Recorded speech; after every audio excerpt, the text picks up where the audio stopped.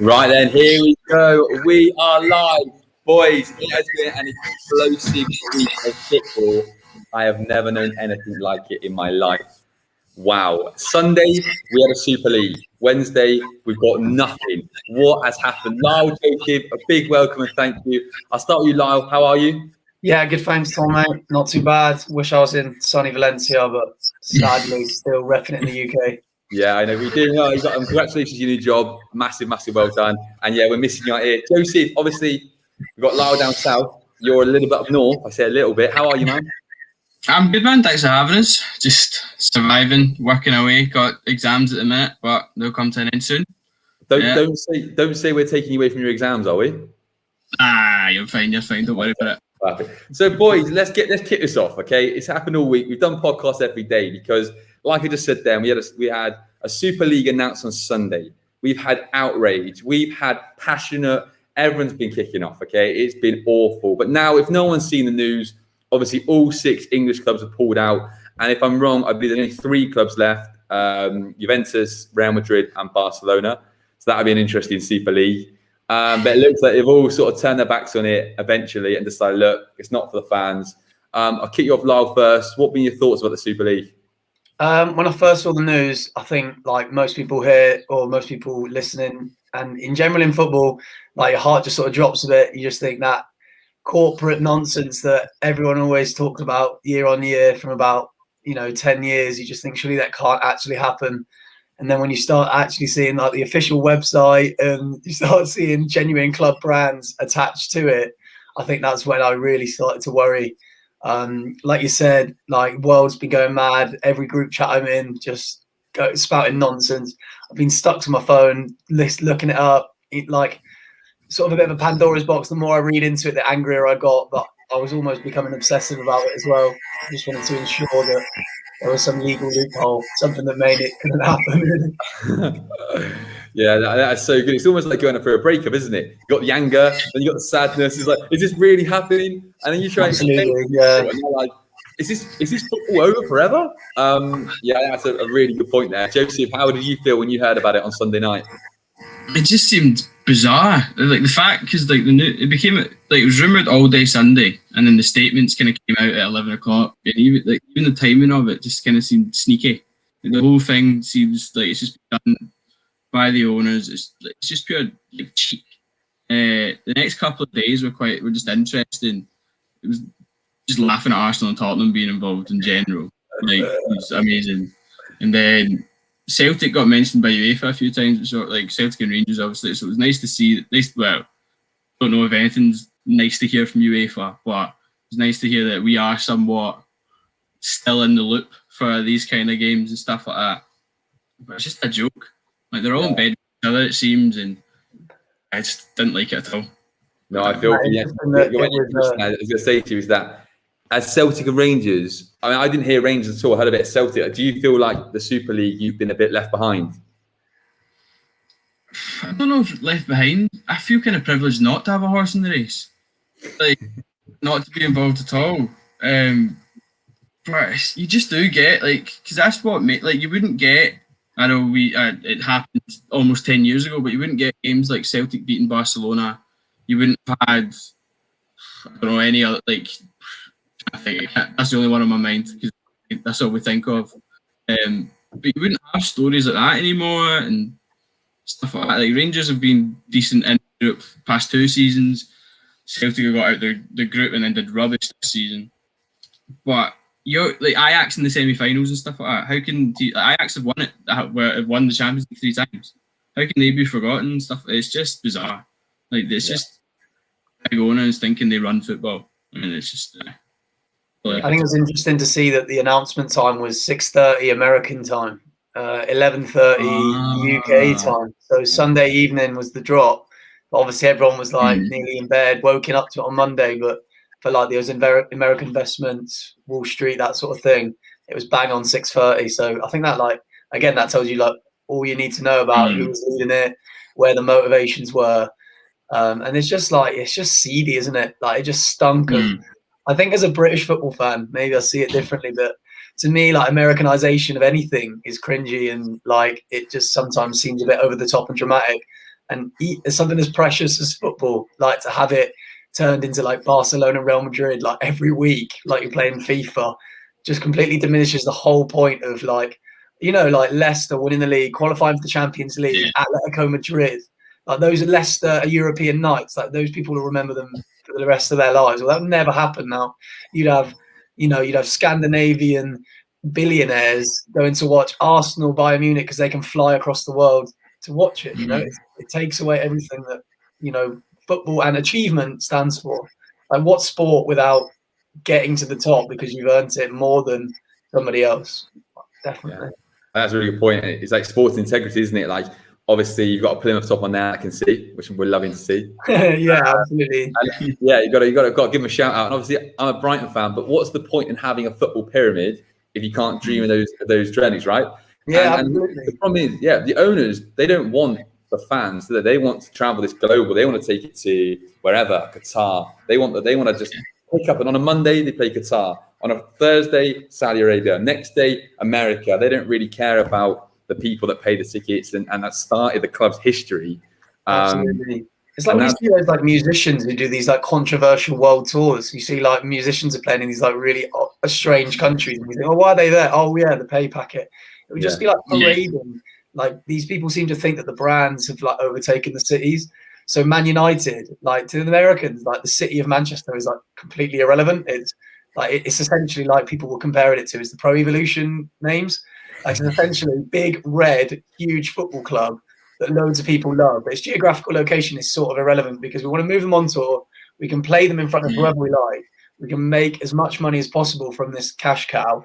And then you've got like the working class people of Manchester who probably have families who, you know, grow up watching Busby, watching, you know, everything that club stands for, just be turned into some sort of like Lucozade, like diluted version and just sort of pushed around. It is, it's obscene. It was an obscene suggestion. And they just got it so wrong. The marketing, everything, just so wrong.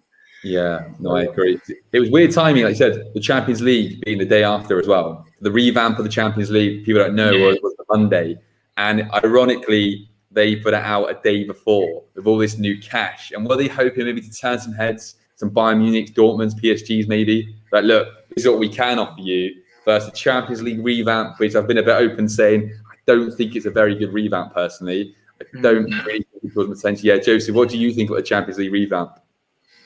It's just it's just the same thing to a lesser extent as the Super League. It's ring fencing success. You were saying, like we were saying earlier, that if it was to come in this season, Arsenal and Tottenham qualify, which is absolutely bizarre. That they've been rubbish all season. They've been rubbish fought. Like, I just don't get why Spurs are a big team in general, to be fair. But it's just nonsense. Like, it's almost like they've been doing this just to kind of get this over the line, just to make sure this can go through. And sorry, we'll take the slap in the wrists.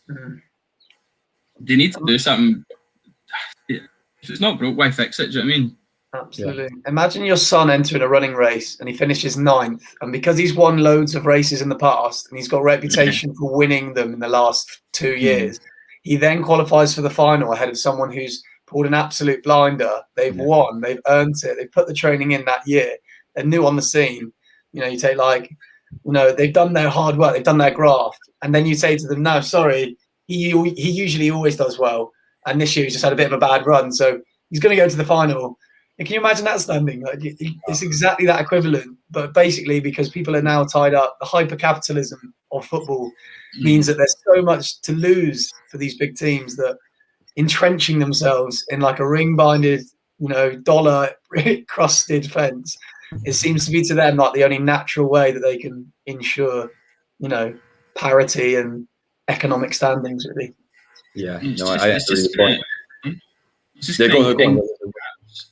It's just kind of increased gaps in between teams. Like, you can see this season, kind of Leicester did it last season, but they kind of look more sure of themselves and they're going to keep going. But if they get denied, like, it's just going to give the chance to a team that doesn't deserve it to close the, like, to Arsenal, to Tottenham, to close the gap between that Leicester's kind of established. Like, West Ham have kind of gone forward again, and they want to keep going. Obviously, like, everyone wants to keep going. But if they allow Arsenal and Tottenham to get into this again just for no reason, all the work that West Ham has done this season is kind of gone because these other teams have just been given cash to catch up with them for nothing at all. You can see that with both those sides as well. West Ham, Leicester, they recruit well, they buy young, they improve those players, they get to fourth, they get to fifth. Oh, but sorry, Spurs and Mourinho, they've got a load of players on massive wages and they've got a massive new stadium. So we should probably look after their, financial interest. You just have to go again. And then, like you said, as Joe said, Leicester get knocked back. They end up back at 8th. They have to do it all again. And they never get to build on that amazing success that was 4 or 5 years ago. They just almost get told, that was a fluke. That shouldn't, as if that shouldn't have happened. It's like perceived natural order. And like the UEFA presenter said, if we look back on the teams 40 years ago, Nottingham Forest battling it out at the bottom of the Championship now. Sorry to the Nottingham Forest fans who are a bit higher than that, but I'm not sure on your league decision. But the point stands, you still can't just categorise someone as a short-term grade because football, that's the beauty of football. Teams go up and down the ladder, they earn their stripes and they get rewards. And also, like if you're a Spurs, for example, you should get punished for your poor form and your poor mentality because that's just how it is. You lose games. So you shouldn't be somehow caught for falling over more than anybody else. It, like you said, it ruins completely the integral side of it. Yeah. No, that's, again, another really, really good point. I think you've made a good point about Leicester's recruitment is fantastic. Like, as a Harvey Barnes on the cheap, Fofana. And where they put Fofana from? He's an unbelievable centre-half out of nowhere. And you're right, if suddenly Arsenal get 300 million a year, they go, right, we'll have him, we'll have him, we'll have him. Yeah. You might have 3 Leicester players, but not even nowhere near that money. And you're right, you start again. And no planning, just cherry picking, like filling holes. Like, short term. Yeah, do you want to play that? Yeah, do you want to play that? Yeah. Team will never work, but every year we'll just recycle them because we can afford to. Yeah, but I suppose though, if we're being very cynical, you can look at the German league. That's exactly what Bayern Munich do, what PSG do. Well, of course, it's what every club can do apart from the Premier League because there's so much money in the Premier League. Leicester, for example, Brighton, we get 80 million a year in TV money. So we're in a position we can go, actually, no, you can't have our best player. Yeah. Whereas in the Bundesliga, if Bayern Munich want a player, they're getting the manager, they're getting the players, they get what they want. So sometimes I struggle with, and for example, UEFA, who I think, do you think a big problem with football is, do we trust who run football? And do we trust the owners? Do we trust anyone in football? I think Rory Smith, the New York Times, made a really good point that we've become obsessed with idolising money. Like we've become obsessed with Jim White putting on a yellow tie and telling us how much money a group of clubs have made. We've become obsessed about the Deloitte money leagues, about who's the richest in the world. And popular culture now around football is surrounded by money. And actually, when you strip that back, the inevitable was a European Super League. The richer you get, the more reward you get, and the more that becomes enclosed. And probably for the last, like you said, you could even go back to the formation of the Barclays Premier League where they've changed that slowly, but there's probably last 5-10 years obsession with money. Man United fans sending fireworks at the recently gone Ed Woodward's house because he didn't sign the right multi-million-pound player. Well, United have plenty of those. They have one of the best academies in the world, but yet this obsession with huge sums, like Neymar, this whole thing has just led to this fixation with money. And I think that's where it has gone wrong, and people probably need to start looking back and thinking, when did it turn into such a £80 ticket, replica match shirts £100, or you could buy the match edition, which is 150 quid.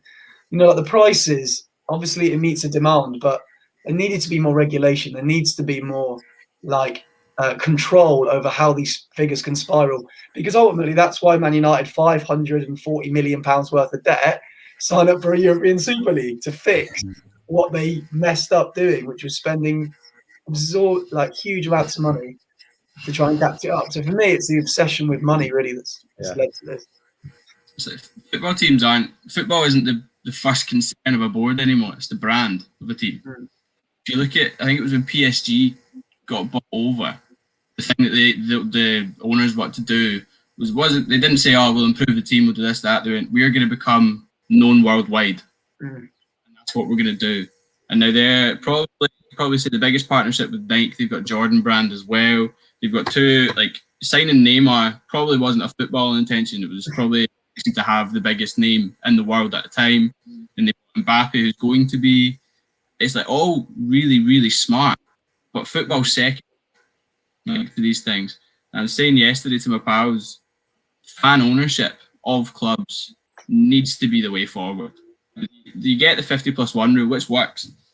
Obviously, you saw Bayern and Dortmund, and surprisingly, Leipzig rejected the invitation because of, you'd like to think, of the 50+1. Personally, I think you should go the whole hog. Just get fans involved in every single way. There's a couple of Premiership teams in Scotland that are fan owned.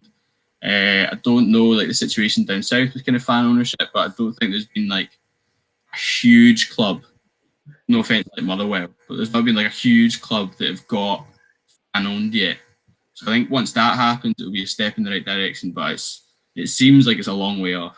Well, no offense to Plymouth Argyle either, because our chairman Simon Hallett is a fan. He's a Plymouth owner fan, And like you said, that for me has just been like an ultimate breath of fresh air. Like he goes away, he's the ultimate dream basically. A guy who I've never heard of disappears to America. He's some investment banker. He comes back. He's lived in Plymouth. He's grown up, and he buys the club and rescues it.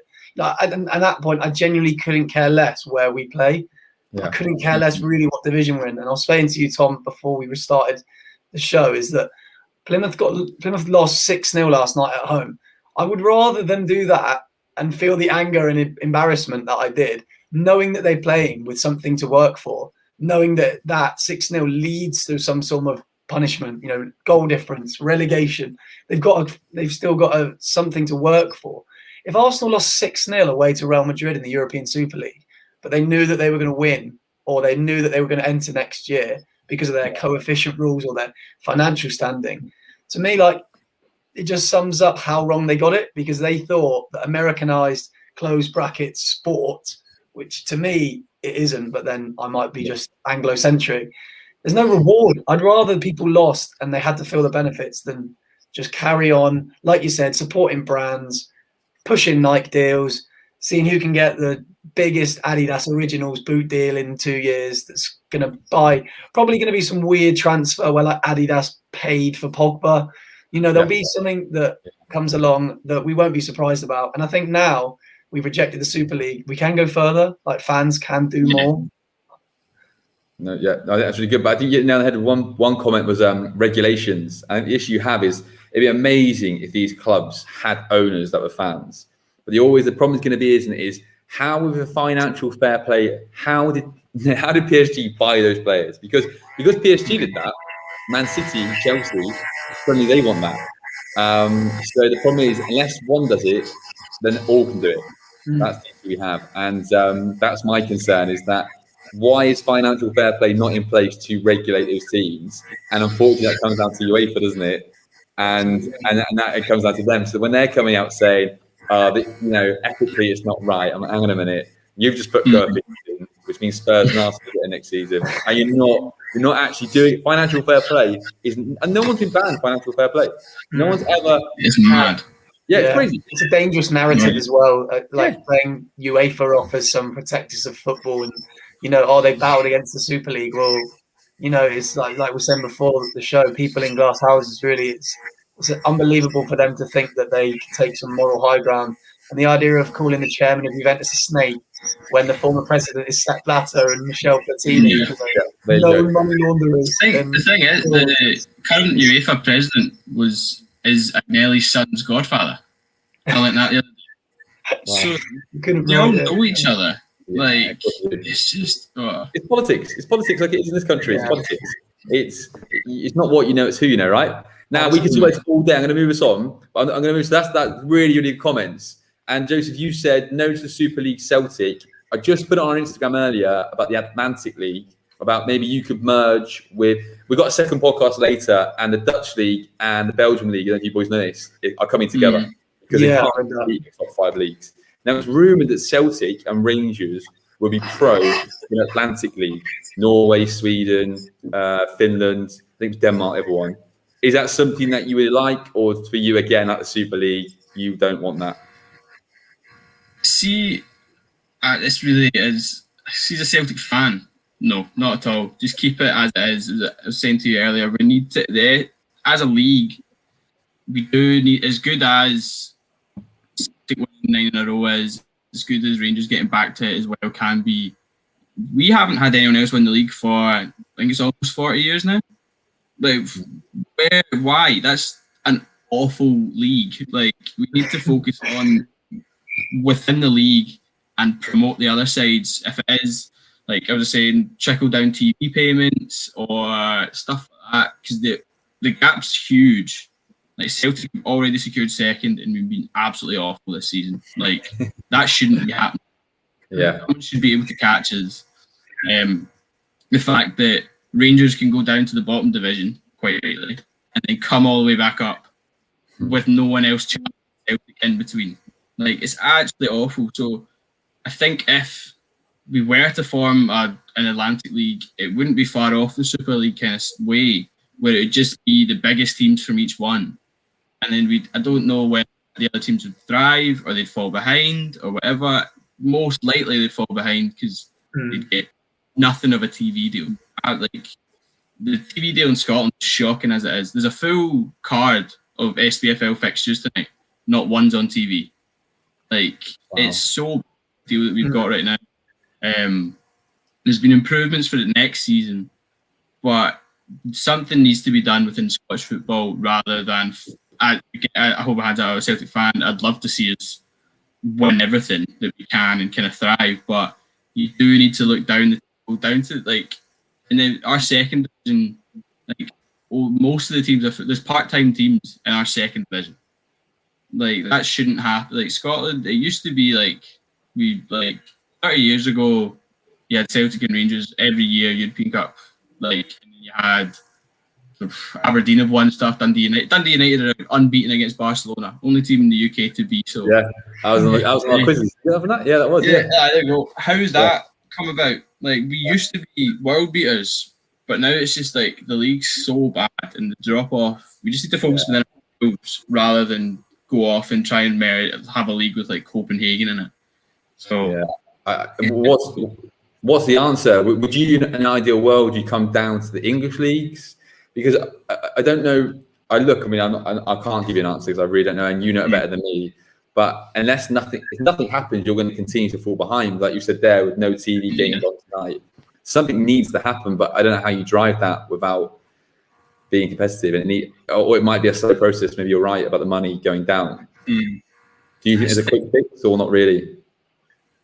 There can't be a quick fix. Whatever happened, and it needs to happen is something needs to happen soon. It needs to be long lasting, and everyone needs to buy into it. We can't have Celtic and Rangers going, "No, I don't want to do that," just because it doesn't benefit us. But if it benefits the rest of the league, it will benefit Celtic and Rangers. Just because you see, like teams like Aberdeen. Aberdeen are a big club. Kilmarnock are a big club. Motherwell are a big club. But they just don't have enough income. Yeah. Like, now, with no bums and seats, no people in the ground, they've got next to nothing kind of coming in, wages going out, and like the biggest sign in Scotland is always some boy who's passed it going to Aberdeen. Like, yeah, that's so true. Yeah, like Chris Boyd getting another contract somewhere. Like, it's just bizarre that. Maybe he's playing in Dundee. Like, why? He's past it. Like, why are we? I think as clubs we need to stop humouring this idea that we kind of an older player can come down here. But sometimes it does work. If you look at, everyone thought Scott Sinclair was past it, and then he came here and had the best season of his career. Like, able. But still, I think investment in youth. A couple of clubs have had to close their academies this year, so that's completely like investment in youth, investment from TV, and then just bring it up grassroots. I think that's what Celtic and Rangers, cool. You can focus on doing that and bringing yourselves up, but they need to come to the league in general rather than focusing on themselves. If they go out the league, obviously they're going to everyone else could be left behind. Yeah. But they just need to try and help everyone as they can do. But knowing Dermot Desmond, the man in charge of Celtic. Would he do that? Probably not. Like, see if the Super League got offered to Celtic, we'd be in it. Like, we'd be in the first. Yeah. This is the thing about it says all week. Anyone will be in it. I don't care who you are. I know Germany and France congratulate, well done. But anyone in the Premier League, I don't believe the pay-per-view. Only Leicester rejected that, and that was £15 to watch. Burnley versus Crystal Palace, and every club bar Leicester accepted that. Yeah, we want that. So you're telling me that money, you're not going to reject that, are you? I mean, it's horrible, but you're not. I tell you who wouldn't have rejected it. Speaking of the man, he's now lost his job, but certainly, like you talk about these like directors of football, you know, like we're looking at today, Ed Woodward's gone, and they were saying he was going, oh yeah, I feel like I've been saw his statement, it's like one of the proudest achievements of my life. And then you see that the things coming out of being head of United, it's like the idea that he was pushing it, but you can't help but feel that like he's at the mercy of those Glazer brothers who are just at his absolute mercy, and he is in that position. And as much, I would never say that I feel sorry for him, because I feel like the man is spineless and a puppet for those guys. Definitely. But at the same time, he is only dictated by the people who write the checks, and the people who wrote the checks, like Joe's saying, top of Celtic, top of whatever club. And sadly, we've moved to a point where their authority everyone just has to shrug. And unfortunately, we saw a situation where the players, the managers, they weren't actually prepared to bow to commercial deals or to do this. And I think that was a huge statement to come out. Jordan Henderson calling that extraordinary meeting of captains. I mean, God knows what Aubameyang said in that meeting. I'd love to know that. Yeah. He probably dabbed and then left. But what I mean by that is that players took a bit of authority on themselves, and fans did as well. And it shows that those people who usually dictate and, you jump how high, actually did lead to a few lovely little repercussions. Ed Woodward out the door, 2021. JP Morgan's chief of staff conveniently becomes the Glazers' head of staff at the football club that he brokered to buy them. The man's made 21 million in 5 years since he's been there. He's made God knows how much on each transfer that he's brought in, completely ruled by money, completely ruled by marketing. There's been no strategy. I look at someone like Edwin van der Sar as someone who carries United interests and just think like, why on earth can we not have someone like you who understands business because you've grown up through football? Yeah. You don't have a marketing degree. You're not a lawyer. You're not a financier. You don't look at the numbers. You look at the integrity. What will they react to? What will get bums off seats? And I think all of that combined really just was a little bit of a very, very small bit of repercussions for football clubs. Seeing someone like Ed Woodward go was spectacular. It was everything you could have asked for really, as just cutting off one head. He's a huge monster, but just cutting off one head, I think made the difference for a lot of fans. Yeah, Shockwaves, it's amazing. I think if you said to me now, if you asked me yesterday, all Man United fans, what would you dream of? Give me one dream. And Liverpool fans, sell the owner, Woodward to lead. This Super League, weirdly, could be a positive thing. We can look back at this. I've never seen Man United, Liverpool fans, whoever fans, unite, actually get on. Twitter has been one of the best places ever. People are just like they've got one people. The trolls, they've gone. I don't know where they've gone, but it's completely gone. It's great. Everyone's working together. Like, you know what? This is our game, and we're going to stick together. It's been a thing of beauty. And Ed Woodward, I think, like Gary Neville did the waving. Off you go. Go and ruin another club. And I think you made your point very, very clear. That was amazing. And our last question, boys, before we finish, the time has flown, by the way. Have Chelsea saved football? I'll start with you, Joseph. Nah, they're saying it. They started the ball. They got the ball rolling 2004. Like, were they probably the first mega rich club, maybe, in the Premier League? Like, none of the clubs should be forgiven or praised for backing out. Like, I don't get why people are going, yeah, we were the first ones, so we're involved. Like, I hope there's repercussions. I hope there's something, but there won't be like a point stalking. But see if they just no European football for you next year. Next season would be so much more interesting. Like, just watch Champions League imagine Jesse Lingard for West Ham in the middle. I've not thought that. That's actually a really good shout. All those I mean, you've got Bayern Munich, Dortmund, haven't you? But anyway, that's fine. PSG, it'd be another PSG Bayern final. But true. But then you'd say, well, fair play, you didn't sign up for that. So I could sleep with that. I could sleep with that. Yeah. I would absolutely love that. All those teams have signed up to be removed from next year's competition. Imagine seeing, Leeds scraping in, come through, something like that. Imagine that. You just ping up the places, and then you see, just like you said, Jesse Lingard, Mark Noble. I think he's retiring actually. He's leaving. He'll be at Barca next season. Craig Dawson versus Robert Lewandowski in the Champions League. And he'll pocket him. He'll pocket him as well. Absolutely. But that's what you want. That's why, because they earned it. Like you said, that message as well across all the T-shirts. To me, sport is about earning stuff, and like life, I think you earn it. You can work hard and you can receive rewards. Getting rewards because someone's rich and then they close off those rewards is the epitome of greed. I think that's a word that we've heard it enough. So I'm glad to just mention it once at the end.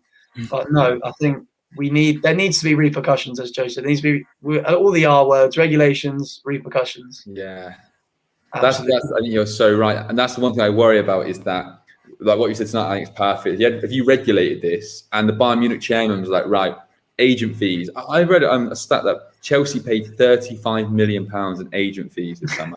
35. Man United are about 28 million. They only signed Cavani on a free and I can't think one other player. Like, what are they doing, these agent fees? What's going on? And then you've got salaries. I was reading if Raheem Sterling wants to go double if he goes somewhere else. Haaland, they're saying the first £1 million a week is agent was saying that, of course. But regulate it. Stop this from happening. And then what you would do in turn is you could then reward the fans that go every single week, who travel away, and actually make them feel appreciated and actually not a number. And how can a football top be £80? I would love to know how much that costs actually. How much it costs to make a football top. Merchandise is a joke. It's just one arm of the corporate mess that we've fallen into, really. Yeah. And then what do we do? Because the thing is, I find hard is that I was saying yesterday, we are a consumer. We love football, and if the Super League did go through, like it's not now, it'd be very hard for us all to turn our backs and say, right, I'm done with football. And I think unfortunately we're so hooked now. I think unfortunately we probably would have slowly got into it. But let's be honest, I think we would have, wouldn't we? But I think it just really worries me that I don't want to look back in a couple of weeks, couple of years, let's say, and just nothing's changed, and it's got worse, and it's not regulated, and it's not fair, because to be integrity, it still has to be fair, right? Absolutely. And it's not fair that teams across every single country have their flaws, but it's not a fair system. And then it just takes the next Russian oligarch to decide he wants to buy a team. Yeah, he wants to buy Wolfsburg in the Bundesliga, and then Wolfsburg become the new Leipzig, and then some Malaysian billionaire wants to buy Lyon, and then they come through. Like you said, unless there's tighter regulations right at the very top, the fact that the Premier League sit at the top questioning EFL chat, and laugh at their improper conduct, improper ownership tests for EFL clubs. Well, you could argue that the Glazers are improper owners of Manchester United for even suggesting that they leave the domestic club that they play in, breaking Rule 9 of the Premier League statute. Yeah. If an owner joined Plymouth Argyle and he decided to suggest that we're going to leave the EFL, we're going to create our own league, be laughed out the door. But like you said, they hide behind the power of the brand. That makes them feel insurmountable. And I think until people start recognizing that, like you said, as Joe put, brands has dominated football, you need to go back to the sporting integrity, and hopefully this provides a platform for more to be done. Stan Kroenke, what has he done? My friend said today, great quote, the worst thing he's seen at Arsenal is the ownership of Stan Kroenke since they gave William Gallas the number 10 shirt. That sums it up, really. Yeah, they get some free agents, they get some stinkers of free agents, don't they? You just retire there. Actually, I want to finish with one thing. I got a bit of a conspiracy theory that you boys might think I'm nuts or not nuts, right? Now, there's a club in the Premier League that are begging for new owners, aren't they? Newcastle. Right? It clicked. I was walking today for this podcast, and then it clicked. I went, hang on a minute. The new owner got rejected, right? And then we got this bombshell. Now, do you reckon he failed the fair test because they're thinking, hang on a minute, we've got to look after our top six, because if he comes in, he becomes a powerhouse, right? And apparently he's got more money than all of them almost combined.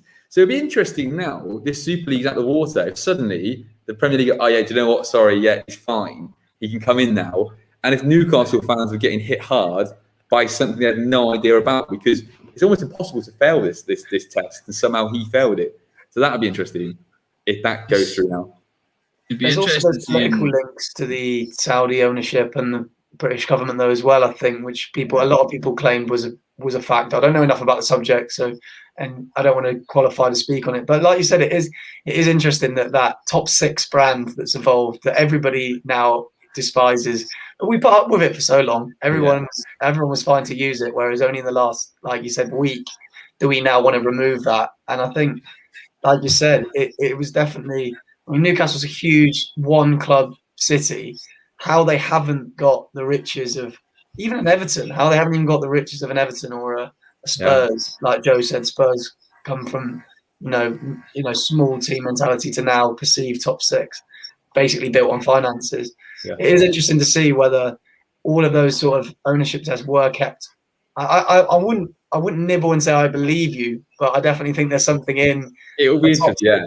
No, don't just keep an eye on it. I could be chatting rubbish. No. Keep an eye on it. If that suddenly flies through, it's a conspiracy. It just clicked me today. I could be chatting rubbish. Yeah. Anything you want to say on that? Honestly, I do think Mbappe would bring out the best in Joe Linton. He'd get him. My pals have kind of, because I've got a pal who semi follows Newcastle. He liked Papi Cisse back in the day, and he kind of follows them ever since. But he brought that up recently, and it's shady. Like, again, it just seems a wee bit, but it'd be interesting because a league can only have so many cute, like, rich teams. Yeah, I agree. So when does it stop? Like, are we going to have 20 mega clubs in one country, and then the championship is just a rotation of 3 clubs going in, come out again, another 3 clubs, like, because that's what eventually would happen. Yeah. And what's going to stop? Like, Jeff Bezos invests in a team. Where would the first place he goes? England. Like, just it can only be so big. It can't be a league of 20 billionaire-owned clubs, because it would just be rubbish. What happened to Burnley? What happened to long ball Burnley? What would we do then? Yeah. I think you're right, actually. I think big teams, what they're scared of most, I don't think they care about other rich teams at the moment with 6. They don't like teams breaking into the top 6. They don't like the Leicesters and the West Hams. But I think you hit another rich owner. It's too much, isn't it? Everton, they've got back in Everton. Newcastle get a new owner. You're right. There are only a certain amount you can have. So it'd be interesting where that goes. It'd be interesting what's going to happen there. And I'm glad I'm not the only one with that theory then. You've got a friend who has that as well. I've got to go bonkers today. Boy, this has been brilliant. Literally, we have eaten up 40 minutes there so quickly. I could chat all day, same as you boys. Thank you both for coming on. Any passing comments you want to say before we go? Just in the whole chaos of the last week, did you know Jose Mourinho has been sacked? Yeah, I know. Yesterday. Everyone seems to have forgotten. And by the way, there's Premier League games on tonight because nobody else knew about that either. Yeah. So Celtic have just kicked off. Information overload is what this week's been for football. I've kind of concentrated. I watched Brighton last night. I couldn't really watch it. I was on Twitter. Literally missed it all. Game anyway. But I agree with you. Literally, it's too much. Joseph, anything you want to say, buddy, before we finish? I'm exhausted. I've covered all my bases, I think. But you've both been awesome. Very, very amazing. Thank you so much, boys. I'm going to end the podcast. Leave us any comments. Thank you two again. And we'll catch you soon, okay? Cheers, Tom. Cheers, Joe. Cheers, Tom. Bye. Cheers, Lou.